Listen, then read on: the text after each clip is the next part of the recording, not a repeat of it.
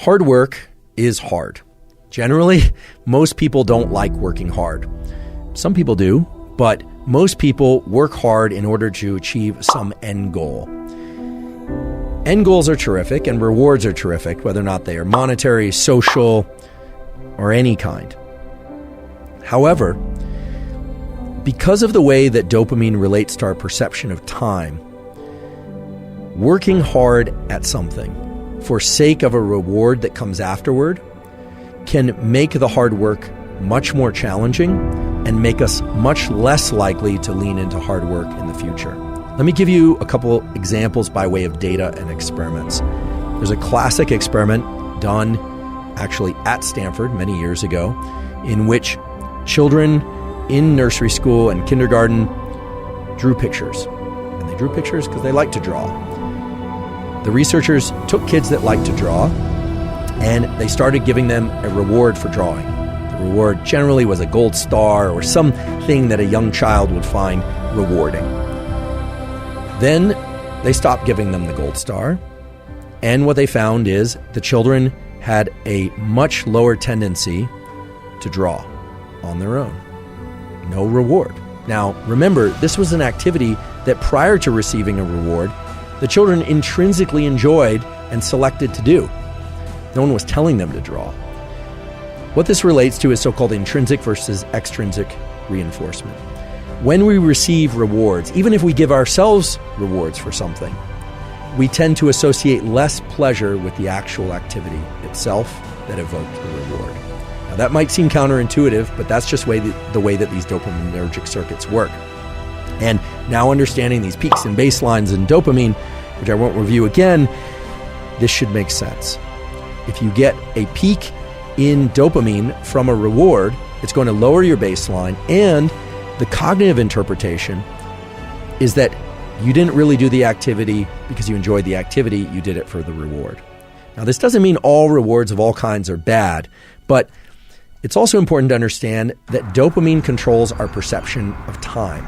When and how much dopamine we experience is the way that we carve up what we call our experience of time.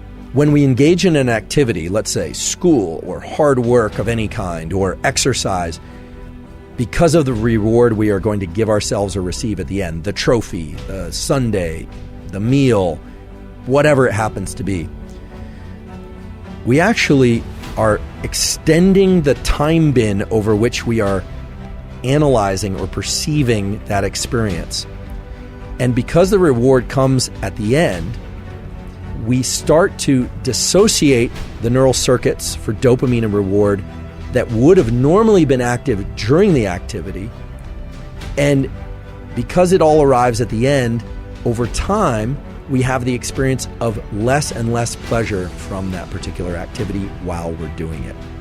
Now, this is the antithesis of growth mindset. My colleague at Stanford, Carol Dweck, as many of you know, has come up with this incredible theory and principle, and it actually goes beyond theory and principle, called growth mindset, which is this striving to be better, to be in this mindset of I'm not there yet, but striving itself is the end goal.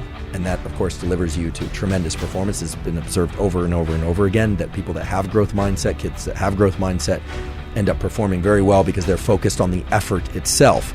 And all of us can cultivate growth mindset. The neural mechanism of cultivating growth mindset involves learning to access rewards from effort and doing.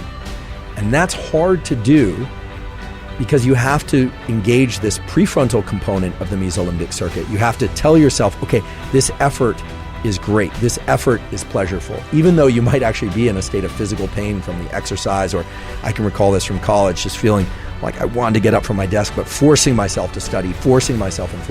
What you find over time is that you can start to associate a dopamine release. You can evoke dopamine release from the friction and the challenge that you happen to be in.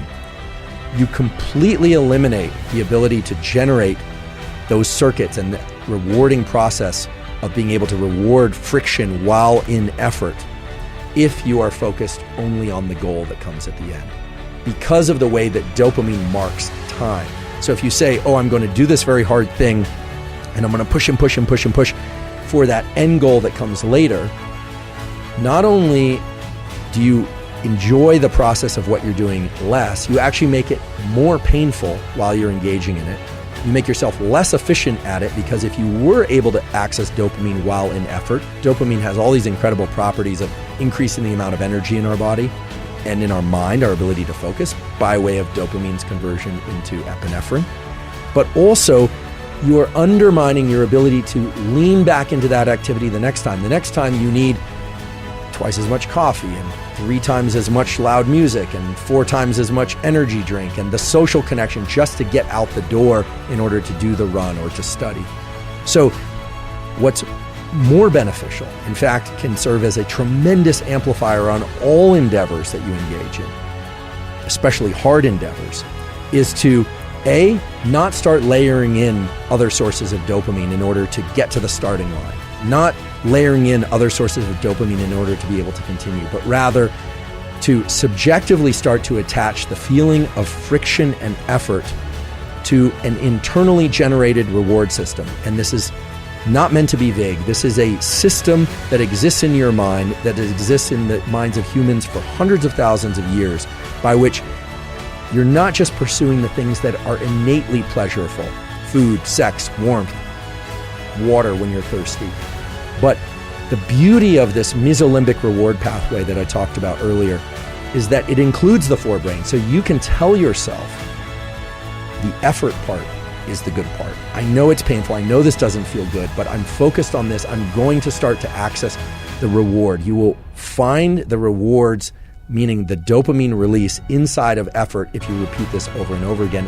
And what's beautiful about it is that it starts to become reflexive for all types of effort.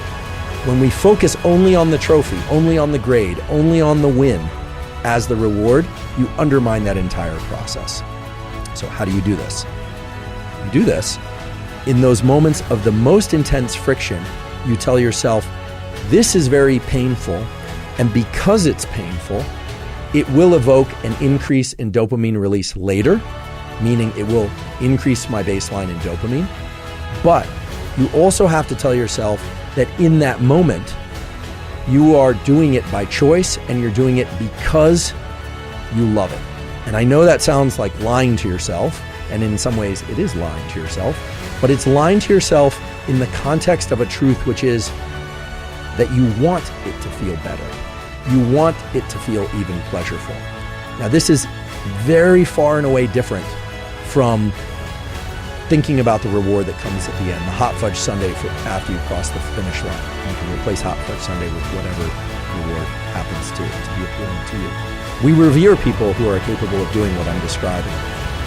David Goggins comes to mind as a really good example. Many of you are probably familiar with David Goggins, from Navy SEAL, who essentially has made a post-military career out of explaining and sharing his process of turning the effort into the reward. There are many other examples of this too, of course.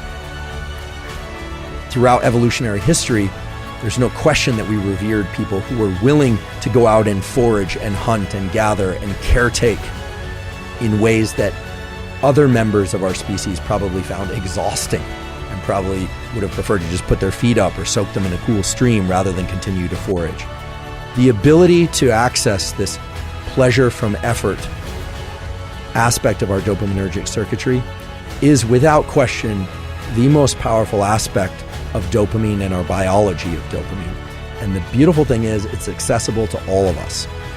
But just to highlight the things that can interfere with and prevent you from getting dopamine release from effort itself, don't spike dopamine prior to engaging in effort. And don't spike dopamine after engaging in effort. Learn to spike your dopamine from effort itself.